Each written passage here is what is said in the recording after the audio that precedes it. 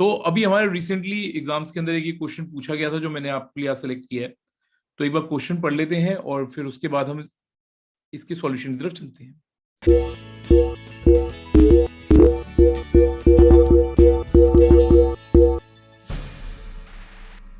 Companies format की सबसे unique बात यह है कि shareholders are different from the management, यानी कि इन्वेस्टर्स या शेयर होल्डर जो होते हैं वो अक्सर डायरेक्टर ऑफ द कंपनी नहीं होते। हाँ, कुछ हो भी सकते हैं but most of the time नहीं होते। यानी कि ownership is different from management. ये जो कॉम्प्लेक्स स्ट्रक्चर है कंपनी का, ये जन्म देता है एक बहुत बड़ी पॉसिबिलिटी को, क्या है कि वो मैनेजमेंट जिसका खुद का पैसा नहीं लगा हुआ, यानी डायरेक्टर्स जिनके पैसा नहीं लगा हुआ, पैसा किसका लगा हुआ है? शेयर होल्डर्स का। वो इस पैसे को मिस यूज कर सकते हैं। इसलिए जो मोटा सा कंपनी लॉ है, ये इस तरह की सभी पॉसिबिलिटीज को खत्म करने के लिए बनाया गया है। आज हम एक बहुत ही इंपॉर्टेंट सेक्शन डिस्कस करने वाले हैं, that is inter corporate loan. क्योंकि जैसा कि मैंने अभी बताया कि पैसा किसी का है और कंपनी चला कोई और रहा है, तो उस पैसे का मिस यूज के बहुत सारे तरीके लोग निकाल सकते हैं। जैसे हमारा तो देश है, आपको पता है कि सब कहते हैं कि भारत में हर तरह का जुगाड़ किया जा सकता है। तो उस तरह का एक जुगाड़ ये भी हो सकता है कि मैं किसी और को लोन दे देता हूं। तो मैं खुद तो पैसा नहीं निकाल सकता, लेकिन कोई और निकाल लेगा। मैं उसको दे देता हूँ, वो मेरे को दे देगा, और हम ऐसे साठगांठ कर लेंगे। इस चीज को चेक करने के लिए लॉ मेकर्स ने बनाया ये सेक्शन, जिसको हम आज कवर करने वाले हैं। ये एग्जाम पॉइंट ऑफ व्यू से भी बहुत इंपॉर्टेंट है और प्रैक्टिकल पॉइंट ऑफ व्यू से भी बहुत इंपॉर्टेंट है।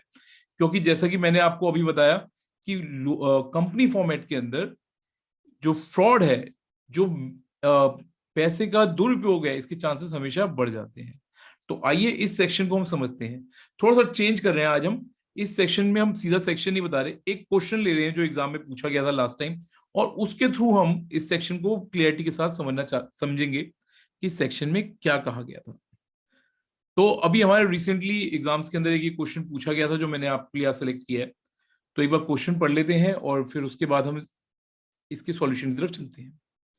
तो जुपिटर लिमिटेड का ये क्वेश्चन है। जुपिटर लिमिटेड जो है एक दूसरी कंपनी के अंदर अपने दूसरी कंपनी के शेयर्स खरीदना चाहते। अब हम जानना चाहते हैं कि बिना स्पेशल रेजोल्यूशन पास किए, जो कि हम सब जानते हैं कि एजीएम में पास कराना पड़ता है सभी शेयर होल्डर से जिनका एक्चुअल में वो पैसा है, तो बिना स्पेशल रेजोल्यूशन किए पास किए कितना maximum amount Jupiter limited invest कर सकती है दूसरी कंपनी के शेयर्स खरीदने। तो उसके लिए हमें कुछ आंकड़े दिए हुए हैं, एक बार उन पर नजर मार लेते हैं। तो कह रहे हैं पेड अप शेयर कैपिटल है उसकी 1,000 CR। कुछ फ्री रिजर्व भी हैं जो माइनस में चल रहे हैं, ठीक है जी, -340 करोड़ उनके फ्री रिजर्व हैं। इसके अलावा सिक्योरिटी प्रीमियम अकाउंट इकट्ठा कर रखा है 780 करोड़ का, और पहले से ही कुछ और कंपनीज में इन्वेस्टमेंट कर भी रखती है 780 करोड़ की। सो काफी अच्छा खासा अमाउंट पहले ही इन्वेस्ट कर भी रखा है। तो चलिए अब समझते हैं कि इस बारे में कंपनी लॉ क्या कहता है। चलिए, तो ये जो सबसे इंपॉर्टेंट सेक्शन है जो हम आज कवर करने वाले हैं, कंपनी लॉ के सबसे इंपॉर्टेंट सेक्शन में से एक है, that is section 186 sub section 2। वो क्या कहता है भाई साहब, कोई भी कंपनी, ठीक है, आप ध्यान दीजिएगा, पब्लिक प्राइवेट कुछ नहीं लिखा हुआ यहाँ पे, कोई भी कंपनी, ये सब पे अप्लाई है। नो कंपनी शेल डायरेक्टली और इनडायरेक्टली क्या क्या नहीं करेगी जी? सबसे पहले, लोन नहीं देगी टू एनी पर्सन और अदर बॉडी कॉर्पोरेट। ठीक है जी, मैंने भाई भतीजावाद में अपने किसी व्यक्ति को पैसा दे दिया लोन में और वापस देने नहीं गया, देने नहीं आया, तो फिर क्या हुआ? मेरे को क्या फर्क पड़ता है? मैं तो डायरेक्टर हूं, पैसा किसका है? शेयर होल्डर का। तो भाई साहब आप ऐसा नहीं करोगे, ठीक है जी। Any guarantee or provide security in connection with loan to any other body corporate or person. मैंने खुद तो लोन नहीं दिया, लेकिन मैंने एक लोन की गारंटी कर दी कि भाई साहब ये पैसे नहीं देंगे तो मेरे से ले लेना, ठीक है ना। हम ऐसा क्यों नहीं कर सकते? फिर मैं आपको याद दिलाऊं क्यों नहीं कर सकते, क्योंकि पैसा किसी और का है, ठीक है जी। तो भैया हम नहीं कर सकते। Acquire by way of subscription, purchase और otherwise security of any other body corporate, किसी और बॉडी कॉर्पोरेट के शेयर्स नहीं खरीद सकते। आई नो, आप कह रहे हैं नहीं ऐसा तो नहीं है, हम तो हमने अक्सर देखा है एक कंपनी में दूसरी कंपनी की इन्वेस्टमेंट होती है। तो अभी आगे बढ़ रहे हैं, ध्यान दीजिए। ऐसा नहीं कर सकते। कब नहीं कर सकते? When it exceed 60% of paid up share capital, free reserve and security premium account. यानी कि पेड अप शेयर कैपिटल के, फ्री रिजर्व के एंड सिक्योरिटी प्रीमियम अकाउंट के 60% तक तो कर सकते हैं जी, उससे ऊपर नहीं कर सकते, ठीक है। या फिर 100% of free reserves and security premium account whichever is more. इन दोनों में से जो भी ज्यादा है हम वहां तक कर सकते हैं, उससे ज्यादा नहीं कर सकते। ठीक है जी। यहाँ पे बहुत सारे बच्चे कंफ्यूज हो जाते हैं और अक्सर लिख देते हैं कि भाई इससे ज्यादा तो कर ही नहीं सकते, तो बात ही खत्म। तो मैं आपको सबको पहले भी हमेशा बताता रहा हूं कि भाई साहब पूरा सेक्शन पढ़ना बहुत जरूरी है। ऐसा नहीं है कि बिल्कुल नहीं कर सकते, कर सकते हैं, उसका एक तरीका है, भी आगे बता दें। ठीक है जी।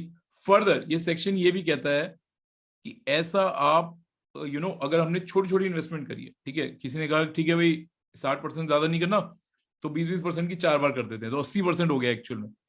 ठीक है ना। तो ये सेक्शन आगे ये भी कहता है कि अगर पहले से ही कोई सिक्योरिटी में आपने इन्वेस्ट कर रखा है या पहले ही ऐसा कोई लोन दे रखा है, तो भाई साहब वो भी माइनस होगा उसी लिमिट में से। अगर उससे ज्यादा फिर भी देना है तो ऐसा नहीं है कि नहीं दे सकते। ठीक है ना। मेरे को कई व्यक्ति बताते हैं भाई साहब सब्सिडी कैसे बनेगी, कोई सब्सिडरी कंपनी कैसे बनेगी, I am sorry for that. Subsidiary company कैसे बनेगी, उसमें तो कई बार 100% पूरी की पूरी इन्वेस्ट कर रखा होता है। तो कैसे बनती है, उसमें एक स्पेशल चीज है जो आप सबसे नीचे पढ़ पा रहे होंगे। मैं थोड़ा साइड हो जाता हूँ ताकि आप देख सके कि भाई साहब आप जनरल मीटिंग के अंदर एक स्पेशल रेजोल्यूशन पास करके कर सकते हैं। ठीक है जी। तो अगर 60% of paid up share capital, free reserves and security premium account, और 100% of free reserves and security premium account whichever is मोर, अगर इससे भी ज्यादा लोन देना चाहते हैं, इससे भी ज्यादा सिक्योरिटीज किसी कंपनी की खरीदनी पड़ती हैं, तो भी एक प्रोबेबिलिटी है। वो पॉसिबिलिटी क्या है कि आप जनरल मीटिंग के अंदर एक स्पेशल रेजोल्यूशन पास कराएं। यहीं पे रुक के मैं पहले फटाफट आपको एक बात और क्लियर कर देता हूं। यहाँ पे बहुत सारे स्टूडेंट्स अक्सर ये लिख देते हैं कि भाई साहब फिर कम से कम आधे से ज्यादा डायरेक्टर जो हैं ये कह रहे हैं कि हम कर सकते हैं तो कर सकते हैं। तो मैं आपको बता दूं ऐसा कुछ भी नहीं है। हाँ हाँ, 3/4 कर सकते हैं स्पेशल रेजोल्यूशन के लिए, ऐसा भी बिल्कुल नहीं है। ठीक है ना। कौन कर सकते हैं special resolution in general meeting? General meeting में भाई साहब शेयर होल्डर्स वोट करते हैं, बोर्ड ऑफ डायरेक्टर नहीं करते। इस पॉइंट पे बिल्कुल कंफ्यूज नहीं होना। मैंने अक्सर देखा ज्यादातर स्टूडेंट्स बोर्ड मीटिंग और जनरल मीटिंग को कंफ्यूज कर देते हैं। यहाँ बहुत क्लियरली लिखा हुआ है कि special resolution must be pass in a general meeting, यानी कि शेयर होल्डर्स ये रेजोल्यूशन पास करेंगे, डायरेक्टर्स का कोई लेना देना नहीं है। तो डायरेक्टर्स की पावर यहीं पे मैं दोबारा आपको बता रहा हूँ कहां पे रिस्ट्रिक्ट कर दी गई है। 60% of paid up share capital, आप यहां पढ़ पा रहे हैं ऊपर, ठीक है ना, यहां ऊपर पढ़ पा रहे हैं 60% of paid up share capital, free reserve and security premium account तक ही डायरेक्टर अपनी पावर के अंदर लोन दे सकते हैं या इन्वेस्टमेंट कर सकते हैं। ठीक है जी। तो चलिए फटाफट क्वेश्चन का सॉल्यूशन भी ले लेते हैं ताकि फटाफट हम आगे बढ़े और इस चैप्टर को खत्म करें। तो फटाफट देख लेते हैं कितना हम इन्वेस्ट कर सकते हैं। हम कर सकते हैं 60%। किसका? हम कर सकते हैं जी 60% of paid up share capital, जो कि हमारे क्वेश्चन के हिसाब से थी 1000।